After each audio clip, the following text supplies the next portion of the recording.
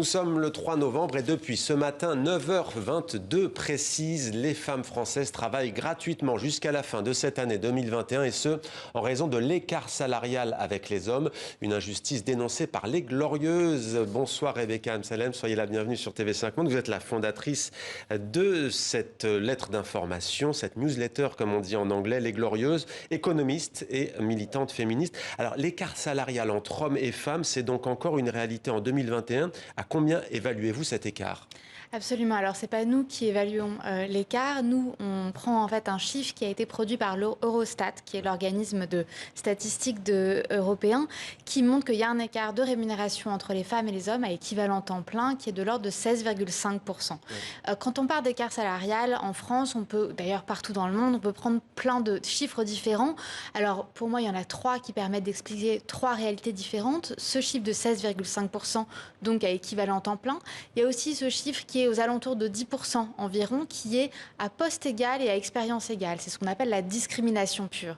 Ce qui veut dire que même avec la même expérience et en faisant un même poste avec les mêmes responsabilités, les femmes sont payées en moyenne 10% de moins que les hommes. Et après, il y a ce dernier chiffre qui est de l'ordre de 25% environ, qui est produit par l'INSEE, qui montre qu'il y a un écart de rémunération. Alors là, c'est tout poste confondu, tout temps de travail confondu, que les femmes, effectivement, gagnent environ un quart de moins que les hommes. Comment expliquez-vous cette situation encore aujourd'hui en 2021 ?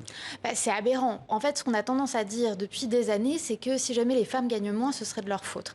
Qui est en fait finalement une fausse raison, une culpabilisation, une fausse raison. Ce serait de dire que les femmes seraient par exemple trop timides pour demander des augmentations, qu'elles n'oseraient pas. Alors que des études montrent que non seulement elles demandent des augmentations, mais en plus on leur refuse davantage qu'aux hommes.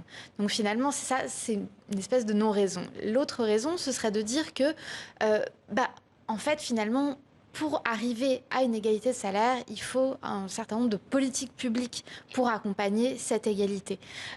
Et parce que malheureusement, cette inégalité salariale est l'héritage de décisions politiques aussi, et de siècles et de décisions actuelles. Absolument. Et d'ailleurs, justement, vous lancez un appel à l'adresse des pouvoirs publics, des entreprises, les premières concernées, mais aussi à l'intention des candidates et des candidats à la présidentielle française de 2022. Hashtag 3 novembre, je vous cite, allez-vous voter pour une personne qui ne lutte pas contre les inégalités salariale? Quelques propositions concrètes. Absolument. Alors déjà, je voulais juste rappeler que ce point relève d'un point fondamental qui est que les femmes représentent quand même 52% du corps électoral. Donc si jamais on se met tout ensemble, on peut décider de voter pour un candidat ou une candidate qui se bat réellement pour les droits des femmes.